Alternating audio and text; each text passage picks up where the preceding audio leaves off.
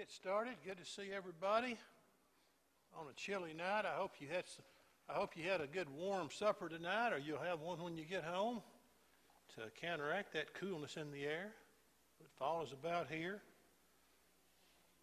Before long, we'll be letting our clocks fall back. That's about 2 weeks away, isn't it? Not next week, but the next one. It will be here before you know it. We'll continue our study tonight of challenges to the home, the Christian home. Before we begin, we're going to ask Brother Ted to lead a prayer. So let's bow.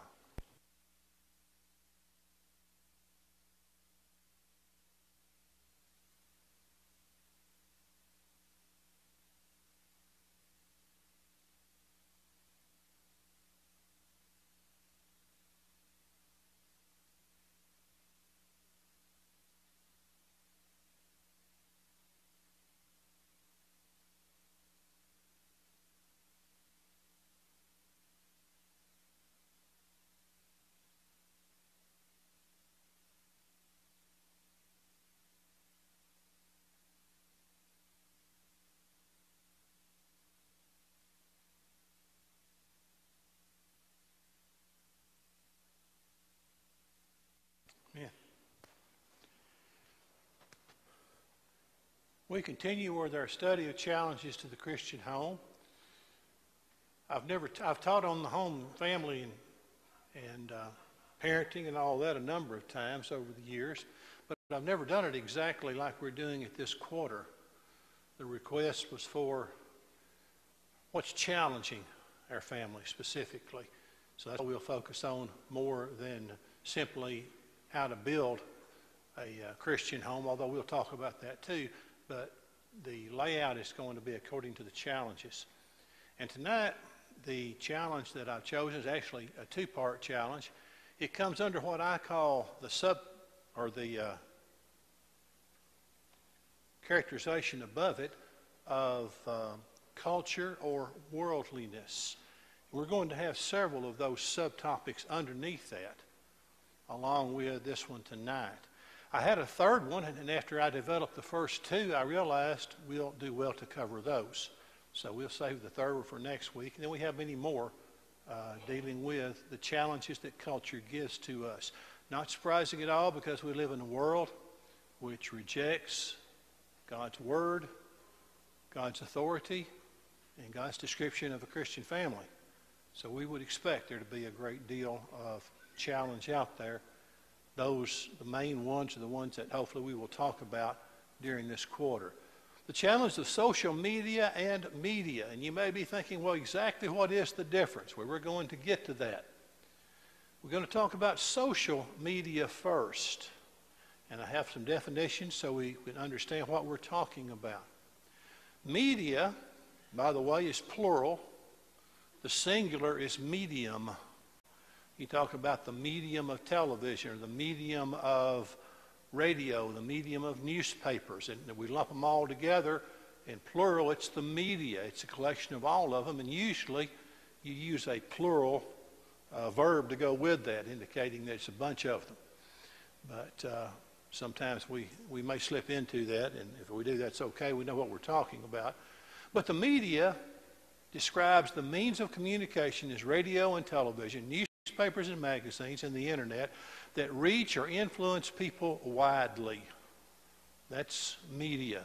All these different forms that people try to distribute information, usually for a profit or for a purpose or something like that. There's nothing inherently wrong with these, of course. The media is neither godly nor heathen of itself. It depends on who uses it and how it's used. But unfortunately, the media as we know it today presents a lot of challenges to us. Now, social media is kind of a special factor in there, whereas it's more about a group of people. It's not so much one directional, it's a group of people.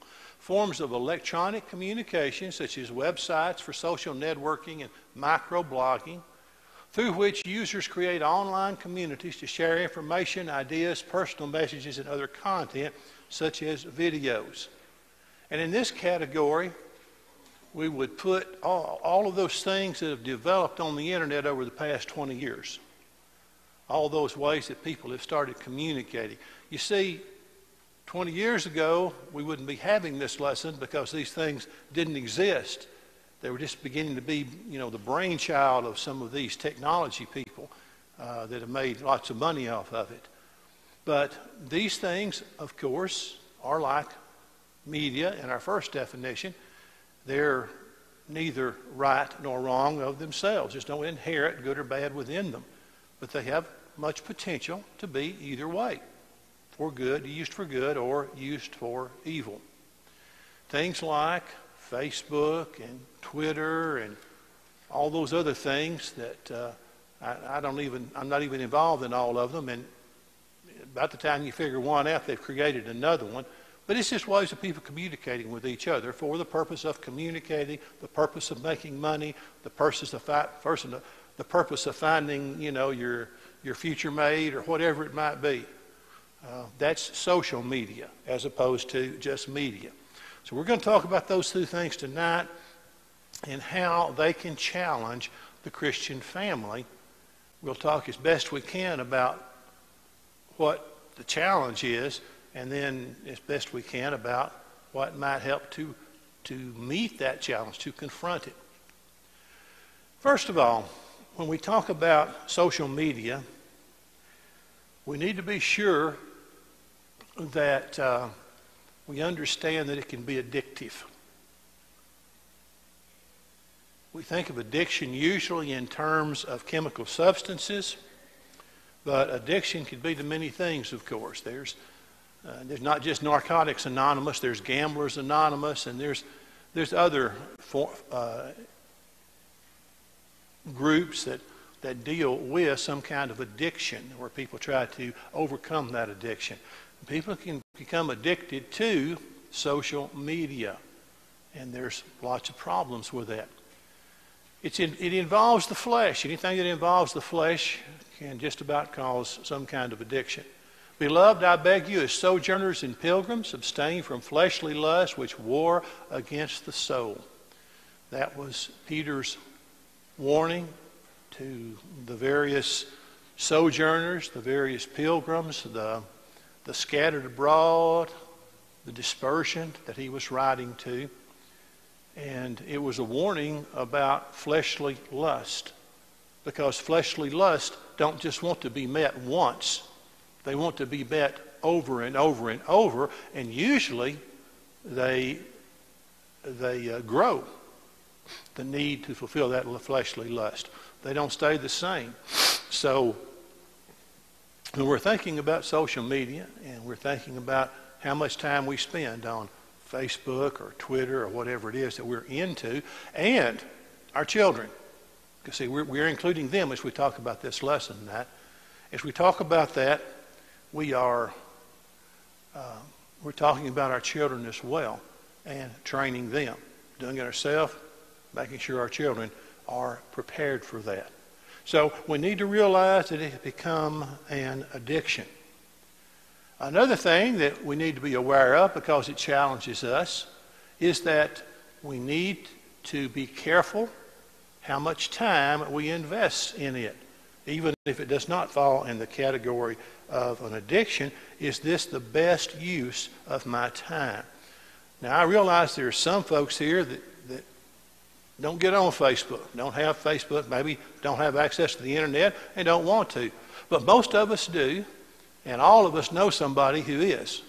So as we think about these things, if we're not thinking about it for ourselves or for our children or our grandchildren, there are certainly people who could be helped through our knowledge and perhaps influence. You remember what James said? He's trying to emphasize. We'll have a sermon about this. It'll be several more Sundays before we get to James chapter 4. But he's trying to emphasize the nature of time. Whereas you do not know what will happen on the morrow. He's talking to people who said, we're going to go here, we're going to set up a business, we're going to buy for this much, sell for this much, and we're going to make a living. He says, whereas you do not know what will happen tomorrow. For what is your life? It is even a vapor that appears for a little time and then vanishes away. The vapor that James uses here is the slightest little thing that can be seen out in nature, and it doesn't last very long. In seconds, it's gone. It disappears. And he says that's fleeting time. That's what happens. And things happen that we aren't prepared for, that we don't expect, that we cannot control. You don't know what will happen on the morrow. So when it comes to using our time, make the best use of it. Now, anyone who has used social media to any extent at all is probably familiar with the fact that the internet doesn't have a finish line, okay? None of these things have a finish line. You can spend as much or as little time as you choose to, because other people, billions of people, I've got the figures in a minute I'm going to share, but I think it's about 3.2 or 3.8 billion people on the internet. And so there's always somebody to talk to. There's always somebody to read about. There's always something being posted. And so one's life could revolve around what's on the internet. And that obviously would not be a good thing. So as we think about this and as we talk to our children, as opportunity presents us, as we allow them, whatever we're going to allow them, access to the internet and how it's going to be used, we need to remember, is this the best way that we could use our time? Because there's a lot of good things that the Christian can use his or her time for, and most of us would say we don't have any extra time. Our days are very filled. We're very busy. We're very occupied. And it would be a tragedy to allow something such as the social media to take up time and give us nothing of value, or very little of value, when it should be used, that time should be used some other way. And certainly our children need to know that from a very early age. Something else we ought to know in the challenge, and that has to do with specifically feeding the flesh. Now, the addiction is part of it, but there's lesser degrees than just being addicted to something, and that is the appeal to the flesh rather than the spirit. And since more people who are on the internet and use social media are probably not believers in God than those who are, we're going to find the material pretty well slanted in one direction. And much of it appeals to the flesh. Paul said, I say then, walk in the Spirit, and you shall not fulfill the lust of the flesh. For the flesh lusts against the Spirit, and the Spirit against the flesh. And these are contrary to one another, so that you do not do the things that you wish. So there's the battle. The battle is constantly going on within the hearts and minds of every person. And for the Christian, it's specifically going on between the fact that you are a Christian and you want to walk in the Spirit. You want to draw closer to God. You want to do His will. You want to use your life and your time and your talents in His cause. On the other hand, there's the lust, the great, strong, intense desire of the flesh, and that in some way may be appealed to or in some way satisfied by social media in various ways. So we need to remember that there's a lot more out there that will grab us and drag us in the wrong direction than will drag us in the right direction. Okay, we want to keep moving. 2 John 1 and verse 12. Having many things to write to you, I did not wish to do so with paper and ink, but I hope to come to you and speak face to face, that our joy may be full. Have you ever contemplated the difference between talking to someone face to face about anything of substance compared to doing it over some kind of electronic device? Whether it's a fancy one today or it's just the old-fashioned telephone. Which way, now, and you may have your own opinions about this, but for me it's very clear. Which way would you want to talk to someone if you had your choice?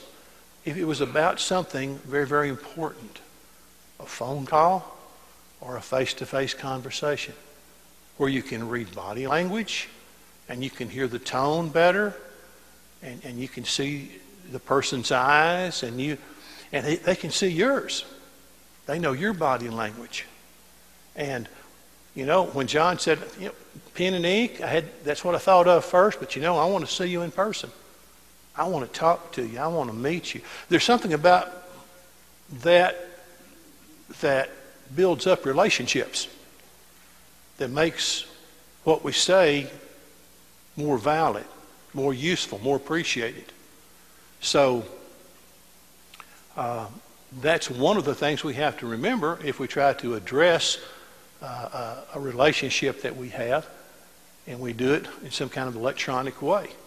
And of course, we have a world of people who this is their communication. And the younger of those folks, the higher the percentage is. Those of us who learned about the internet and got onto Facebook so they could see their grandchildren, you know, that's about all we cared about. But the young folks, it is a way of communication. And our children and our grandchildren, they're growing up, they're going to be learning that. Because everybody's using it that way. And so we need to understand and we need to teach them that there's some things that you can do much, much better in a relationship when you're sitting there and talking to someone than when you're simply a page or even a photograph on a page as far as bettering that relationship. And right along with that, there's eye contact. Peter and John went up to the temple. There was the lame man there. Here's the story. A certain man, lame from his mother's womb, was carried, whom they laid daily at the gate of the temple, which is called Beautiful, to ask alms from those who entered the temple. Okay, common thing. He wasn't the only one. A lot of folks, that's the only way they could survive back then. And they would be there hoping for the benevolence of someone who walked by. Who's seen Peter and John about to go into the temple ask for alms? And it would appear from what Peter said that he was, you know, kind of down like this. Maybe he had a basket out or a coat, his coat pocket, or however he was asking for alms, and he would just, you know, kind of like that. Maybe that was just a typical way that he did it. But that's what Peter said. And fixing his eyes on him with John, Peter said, "Look at us." You ever noticed that before? Look at us. You know, we're about to communicate. In fact, Peter already knew something really amazing, spectacular is about to happen here in just a moment. Because we don't have any money in our pockets, but I'm going to give you something that's better than that. You're going to get up and you're going to walk and you're going to be healthy again. And Peter wanted eye-to-eye contact. He wanted to look at each other. And the lame man did. He followed Peter's instructions, and he was blessed beyond his greatest imagination. Now, how many people have gone somewhere in a public social setting and you see everybody at the table sitting around like this while they're waiting for their food? Okay, now that's up to everybody how they want to do that. But that isn't the way to cultivate relationships, is it? Communicating with somebody else who's not there, while somebody else you're not communicating with sitting across the table. Barbara and I went to a rather nice restaurant for our anniversary a few years ago. And it was a special time, and we dressed up and, you know, ate a special meal. We happened to share this little room. I think there were only 3 tables in it. It was a you know, cozy little setting. And one of the tables was empty, but at the other table was a husband and wife, we assume, dressed up just as much as we were. And there were flowers there on the table that obviously he must have given her because they weren't decorations on all the other tables. And during the meal, they never spoke to each other. I don't remember how much they consulted their phone, but it was like there was no communication taking place. And I believe there was probably some phone work involved in that. And we both observed, why didn't you bother? Go to McDonald's and get a burger and just take it home. If you're not going to, if it's some kind of special occasion enough to do that, why aren't you communicating? But that's what social media will do to us if we're not very, very careful. And perhaps you've seen the commercial where the coach is talking to all the boys on his team, I don't know what, soccer team or whatever, and it's the team banquet, and they're eating out, and I just want to praise you guys for always being ready to listen to everything I said. And you look around the table, and they're all like this, and that's a funny situation, but don't think for a minute that we don't see that in public, do we? So there's a danger here. We're not really communicating, and it can go to other things as well. And we'll go on because we only have so much time. Let us use these social media methods to encourage and not discourage. Now, when you hear Hebrews 10:24, you automatically think of this building right here. Okay, we're going to go to the building to encourage one another. And that's true. We ought to. Sure hope that we do. But we ought to be encouraging one another and not discouraging whatever method of communication we're using. And this is one of the ways that we can do that. Unfortunately, because of the world's goals and the world's values, a lot of times it's used to discourage. The problem of bullying is something that's in the news a lot, it seems like. And we have people that are very, very young, and they use social media for bullying instead of encourage someone. And doing things that would never have happened in the schoolroom or the playground. Not that those things may not happen sometimes, but still, and always have to some extent. But this seems to just sort of nurture the ability to discourage something, say something about somebody, drive somebody, a young person, to suicide. And that's happened. And we read about it in the news from time to time. So we want to be sure that we use this tool for encouraging. And we talk to our children. And we need to be sure we know what's going on their Facebook pages and their Twitter tweets or all the other stuff. We need to know, are they encouraging or discouraging? Whether they're old enough to be Christians yet or not, especially if they are old enough to be Christians. And say, here's somebody you can encourage. Here's somebody that's down. And maybe some other people aren't saying anything really nice to him or her, but you can encourage that person. And that may be just exactly what they need to overcome the rest of it. Okay. Another thing we need to remember with this challenge is, are all of these people really our friends? You see, Facebook, those folks at Facebook, that guy that started that and all the people with him, they are really sharp when it comes to manipulating people. Everybody likes to have friends, right? And if you're not familiar with Facebook, that's who you communicate with, your friends.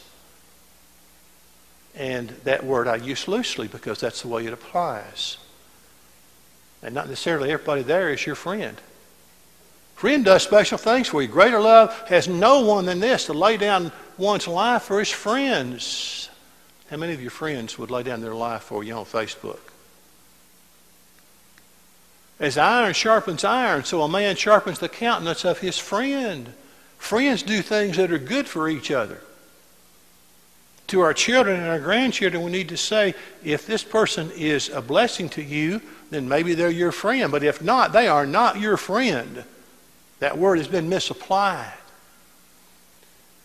When I started on Facebook, as I suggested a while ago, I wanted to see pictures of my grandchildren. That's the main thing. And, when they're a distance away, that's a good way to do it. And I wanted to connect with a few preacher friends over the years that, we're not real close together. We stay in touch. A few other family members. I thought, it won't be a big deal. I don't have that many people to be friends with. Well, I counted a while ago, just for this class, 648. And that's, a lot of people have a lot more than that. That's not overly impressive. And a lot of those folks, I don't know if they're my friend or not. I don't know much about them. See a little bit posted on Facebook, sometimes not very much. I certainly don't know if anyone would lay down their life for me, or if they've ever done anything to make me better or me make them better. And I've got 53 friend requests from people that are friends of friends, and I don't even know them. So you see, friendship in Facebook or just on the internet can be pretty shallow, can be pretty casual. I don't know if they're friends or not. By the way, if anybody in here wants to be my friend, you be my friend. I don't have too many. I'll be glad to be your friend. All you do, send me a request. I'll say yes. But I don't push it on anybody. And I didn't mean to get all those people that don't really know, but I made the mistake of saying yes to friends of friends. It'll tell you how many friends you've got in common, you know. So 100 friends we both have, definitely ought to be friends with that person. You know, sometimes that's a mistake.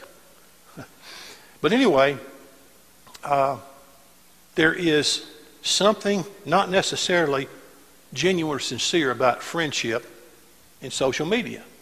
It's not always true. So we need to be careful of that if we're looking for real relationships.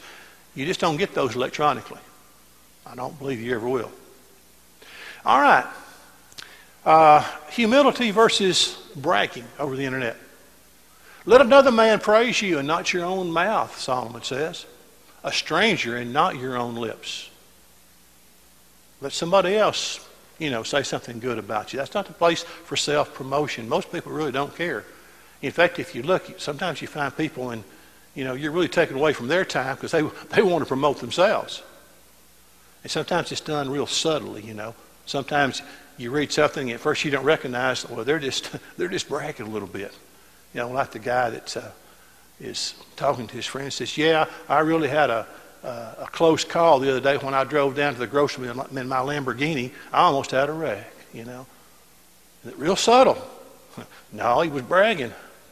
So it can be like that in the things that appear out there in social media. But we don't want to promote ourselves. God's people don't want to do that.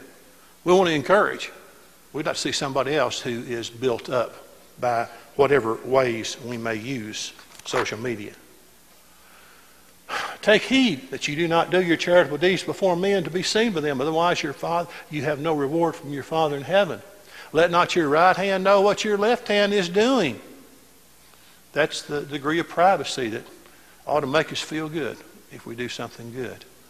And so, as we reveal a little bit of ourselves, if we choose to go online and share things with people, let us be sure that we don't share, here's how wonderful I am because of what I've done. Because should not be our goal.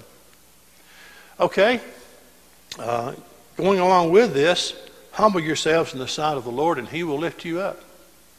So leave the exalting to the Lord, and in whatever way we communicate, let's try to be encouragers. All right, be careful when we are in the media using these things, that we do not let ourselves be drawn to be either envious or perhaps simply discontent. We look at somebody else and we think, man, if I just had that, life would be wonderful. Paul said, not that I speak in regard to need, for I've learned in whatever state I am to be content. I know how to be abased, I know how to abound. Everywhere and in all things I've learned both to be full and to be hungry, both to abound and to suffer need. I can do all things through Christ who strengthens me. Paul said, I'm just going to be content. Paul knew a lot of people didn't have to suffer what he did. He knew a lot of people had a lot more than he did. He knew a lot of people didn't have to depend on the generosity of brethren to take care of him.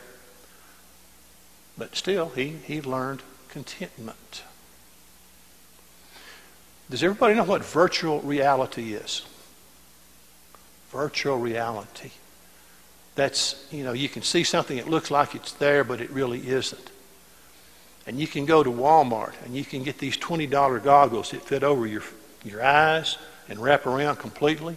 And you can slide your smartphone in there and you can go to the right place. I've read, I've never tried it, not that interested in it. But you can put that phone in there and go to the right place on the internet, and you can get a visual reality. You can be anywhere you want to be, I suppose. It's playing on that phone, and those glasses are making you, or those goggles are making it look like you're right there. And you're walking around, and it's like you can touch something right in front of you. There's a tree there in the picture, and you're trying to touch it.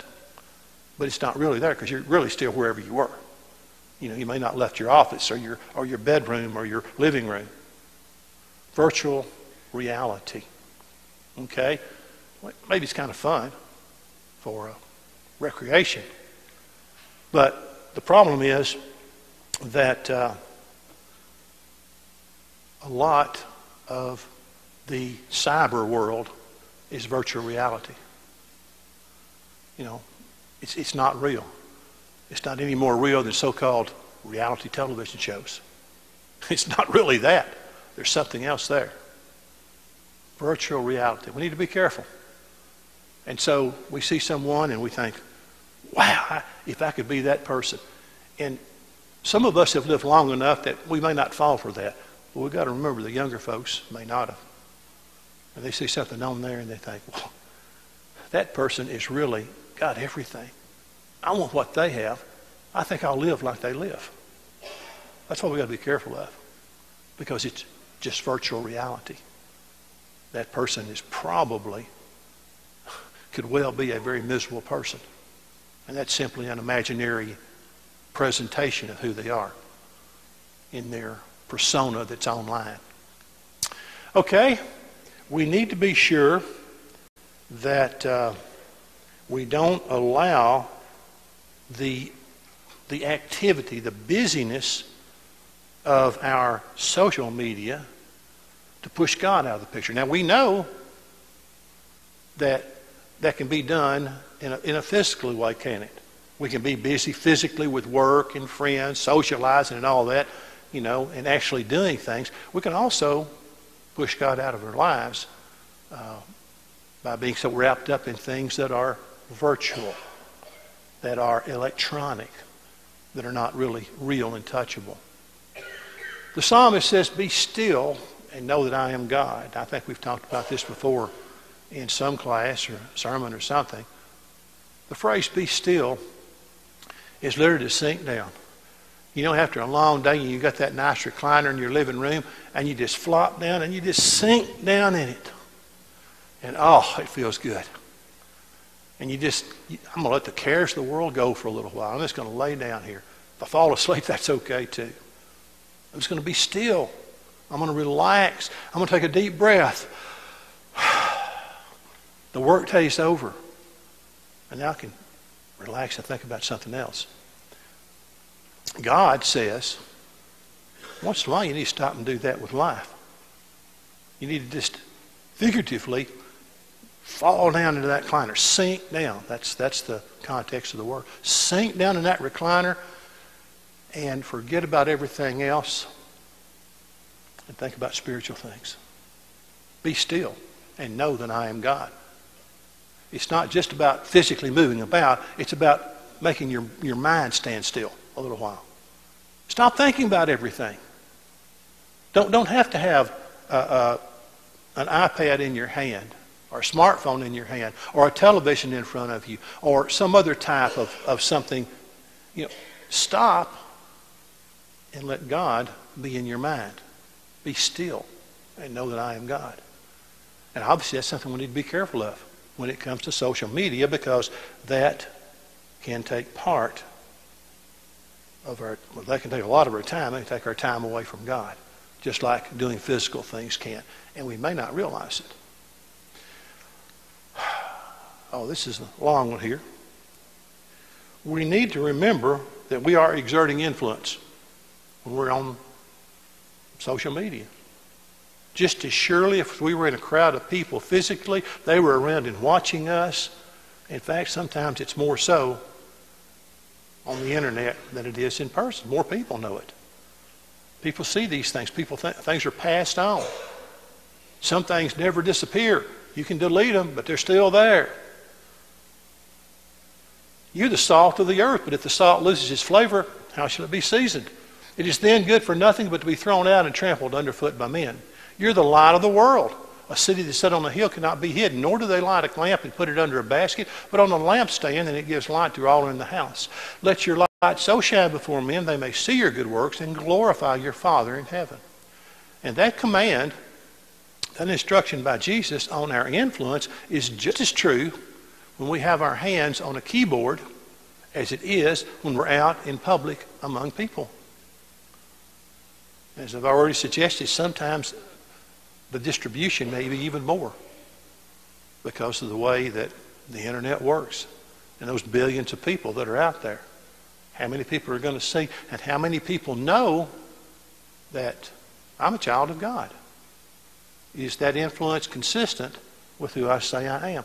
Our children, to tell our children the tremendous potential for influence that they have, both good and bad. Be sure it's good. We need to have everyone in the family, adult to child, knowing that. Okay, we need to be careful about false beauty and false defects or false ugliness on social media. Remember, we're talking about virtual reality, and it's real easy to make the wrong kind of judgment. You remember what the problem was with King Saul when Samuel looked at him, and when he looked at his, the other choices that he had, he didn't see the talent in Saul. Do not look at his appearance or at his physical stature, because I have refused him. For the Lord does not see as man sees, for man looks at the outward appearance, but the Lord looks at the heart. As we see people, engage them face to face, we remember hopefully that's true. As we engage them over electronic communications, hopefully that's true. It may be harder to decide in the long run what kind of person is this, but we don't want to make any snap judgments. We don't want to be prejudiced. We don't want to take something that they've said and take it out of context and create an enemy when we might have had someone who would like to have an online Bible study. I read the other day somewhere, mentioned this to Barbara, we were talking about these things, and actually there's a app, there's an app for that, no matter what it is. There's an app now where as you're tapping out the message, they're seeing it as you type it. Now, how dangerous is that?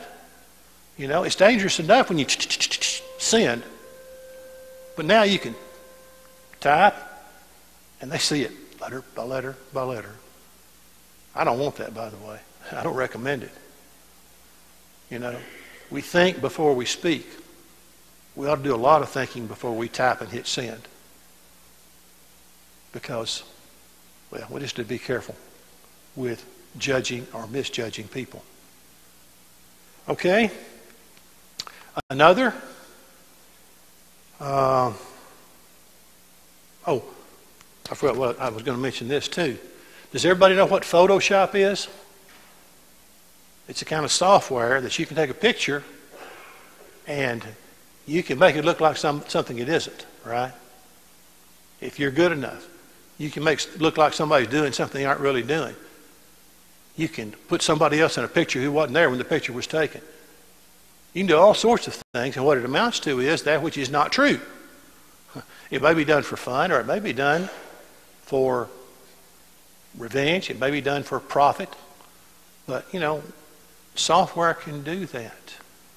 Well, there's a lot of falsehood out there, even without using photoshopping sometimes. And we need to be careful. Okay, keep your heart with all diligence, for out of it spring the issues of life. Proverbs 4:23. We need to be careful what we allow into our minds, into our hearts. Why? Because out of it spring the issues of life. Not this heart, of course, the heart that's represented by our mind. And we usually refer to this because that's just our culture. But what comes out of it our heart that is, the issues of life, will be based on what goes into it. And whatever amount of time we spend on the internet and social media, other opportunities we have on the internet, are going to be what's going into our heart. And they're going to affect the issues of life that come out of it. And I suspect we all know of situations where that's turned out very badly. I'm not going to go into any detail. Likewise, Philippians 4 and verse 8, what do we feed ourselves? What do we put in our minds? Finally, brethren, whatever things are true, whatever things are noble, whatever things are just, whatever things are pure, whatever things are lovely, whatever things are of good report, if there be any virtue, if there be anything praiseworthy, meditate on these things. What do we need to think about? There's a whole lot of the internet that we don't need to think about. There's a whole lot of social media we don't need to think about. And we need to, likewise, to indicate that to our children. Okay, we're getting close to the end. I don't think we're going to get finished, though. So we'll just begin wherever we stop next week. Go, therefore, and make disciples of all nations, baptizing them in the name of the Father, and the Son, and the Holy Spirit, teaching them to observe all things as I've commanded you. Lo, I'm with you always, even to the end of the age. 3.2 billion people on the internet. What's the likelihood of you ever seeing one of those people who's in Mongolia somewhere, or some other distant, disconnected area, and yet the internet goes there? Opportunities to take the gospel in the world in ways that I feel pretty sure none of the apostles ever dreamed about. So this is what we have. Apologetics Press, who we as a congregation support, great work, publishing good material and putting it on the internet. They had 22 million electronic pages of biblically sound material viewed last year. 22 million pages of the truth. Now, some of it was about creation versus evolution. Some of it was about the worldwide flood. Some of it was about moral issues like we're talking about. But it was all true. It was all good. They reached out to people all over the world. Every 1.4 seconds on average, a page at Apologetics Press, electronic page, was accessed by somebody somewhere in the world. There's a lot of truth going out there, right? It's really something that we can feel good about to be able to support them.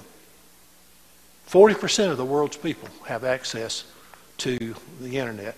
And by the time this was printed, I suspect that probably got even larger. And it will get larger still as these things grow. We have an opportunity, and this is what we ought to see when we see the internet and social media. We have the opportunity to put the word out there, to put the truth. And there are places where we can do that. No person could ever go there and preach it because some government authority would stop them, but they can't stop them if it's coming across the internet. I mean, some cases they may try to, but basically nobody sees that. Opportunities in this country and all over the world. Okay, appreciate your good attention. We will take up here next week and add some more things here that ways culture threatens our families.